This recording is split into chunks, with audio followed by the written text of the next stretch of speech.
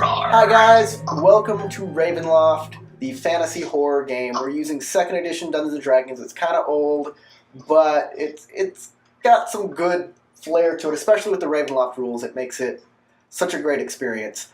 We got Jonathan, Thaddeus, and Winter here. Why don't you tell us about our characters, we'll start with Jonathan. He's a half-orc fighter named Apocalypse. We also have Winter. Hey, Winter. Hi. Tell us about your character.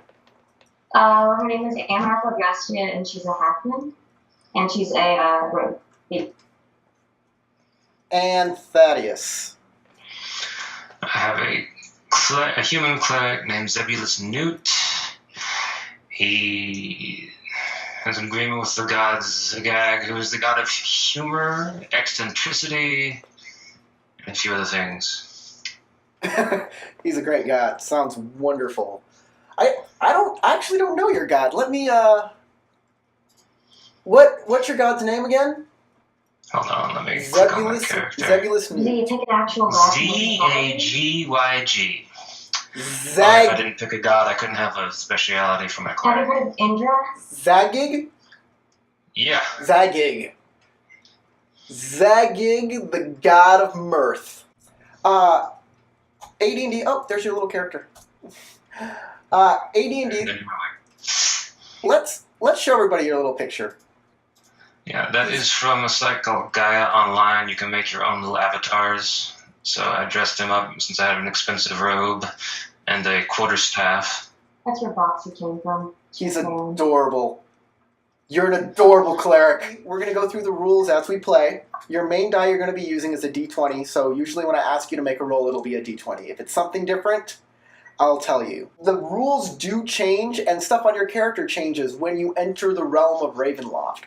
The realm of Ravenloft is a horror dimension, and things work differently there, especially when it comes to messing with the evil that's in the realm. The realm will actively stop you from trying to mess up its evil auras. We are starting with Zebulus. You have just come back from an adventure where you got a little bit of loot. You got a magical item out of it.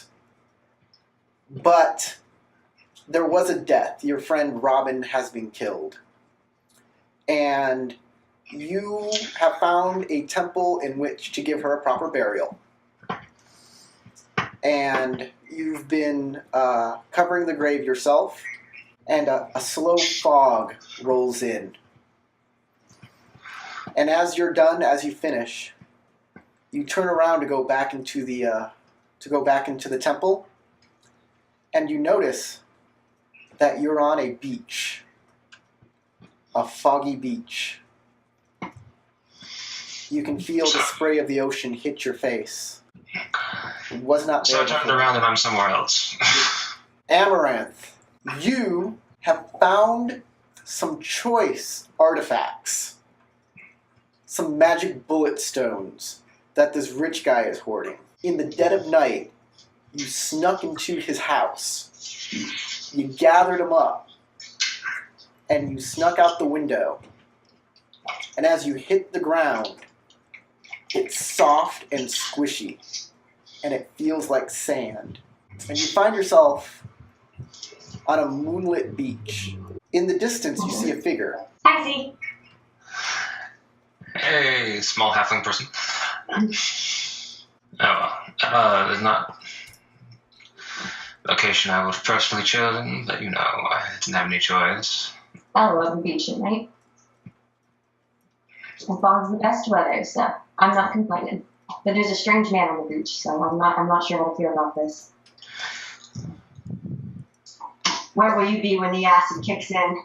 Apocalypse, you have come back from a very good raiding party on a dungeon with you and your adventuring crew. They've been talking behind your back. You've been catching them a little, and because you're a half-orc, it seems like they don't trust you very much. They made camp out there, and they said, as soon as we get back to town, we're gonna split up this gear. In the middle of the night, you wake up and the rest of the party is gone. They've kind of ditched you.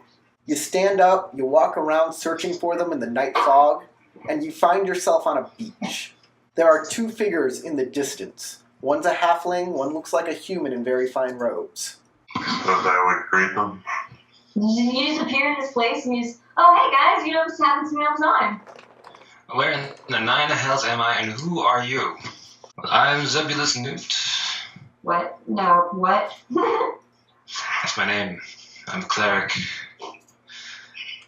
Just buried one of my friends, and turned around to go back to the temple, and suddenly I'm here, on this beach. Should we believe him?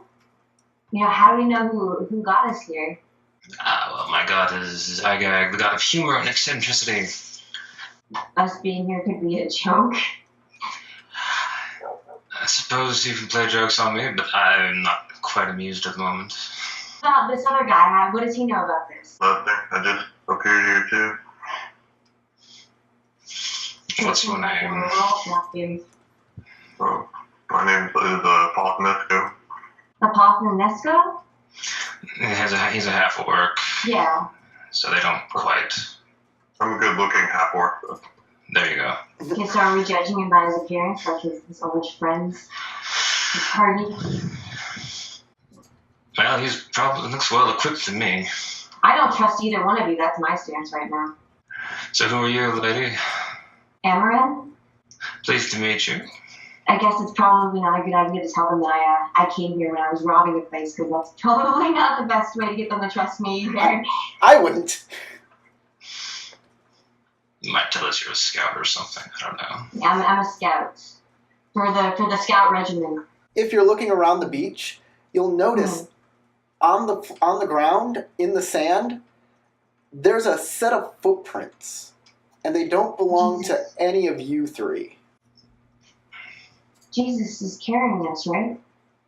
Okay, so we see the footprints, and we're like, you know, maybe whoever's footprints these are is responsible for us being here. Maybe we should follow them and figure out who they belong to and try to find answers. And kill them. Yes, with fire. No problem lighting up a torch. You got one and you start following the footprints. I got some box text to read y'all. This will be great. Walking down the sandy beach in the fading light of the early evening, dark, murky waves lap at the shore. Seashells and decaying remains of small jellyfish lie scattered about like broken toys, and fiddler crabs scurry in search of food. Bordering this beach, sharp, jutted rocks reach stiffly into the magenta-tinged midnight blue sky. They are resolute against the crash of white-capped waves. In the distance, a lone woman kneels on the sand and retrieves a shell and throws it back into the sea. It disappears into the surf. Then she gracefully pulls her boots off and begins wading in the lapping current. She takes only a few steps before she stops, noticing you, her gaze riveted on you. She rushes to the shore and retrieves her boots, cautiously approaches. Her beauty comes into focus as she closes the distance. And I should probably be the one to talk to her since I'm wearing better clothing than either of you. I'm fabulous. I'm a fabulous halfling. So, hello, good lady. Can you tell us where we are? You're in Lamordia. Do either of you know where Lamordia is? I no. To whom do you owe your allegiance? My allegiance to Zygag, the god of mirth and eccentricity. We love a good joke. We're not clerics. I know, but you're like a scout in the scouting. You said you're a scout. There you go. And she'll probably be unfamiliar with all of this. I owe my allegiance. No. Well, yeah. Or you could just say you're freelance. I don't know. I'm a freelancer. And what did you say, Jonathan? Myself. Yourself? That's a good answer. Good I feel answer. like a loving answer. She kind of relaxes a little when you kind of say that you're not with anybody. Though the cleric is with a god, and that's normal. So, Zebulus, she kind of looks at you, and she's looking for your holy symbol. She says, "May I see the token of your god?" I show it to her. What rites does your god perform? Fun ones. And what constitutes fun for your god? Minor pranks. And the nature of these pranks?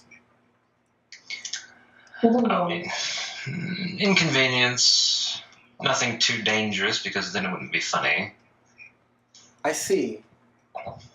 Well then, she kind of calms down a little at that too. She seemed to be probing for something specific. She wants to know if we're worth the tax collectors and we've come to call her out and we're not paying her bills. She seems very, very jumpy and shifty. Who are you with? Who are you with? Are you coming here to repo my car? She sighs, and a smile tugs at the corner of her rose-tinted lips. "I believe you are without evil," she states softly. "I truly hope you are. My name is Katrina. In this land, it is difficult to determine who is evil and who is good, except by one's actions. I am willing to give you a chance.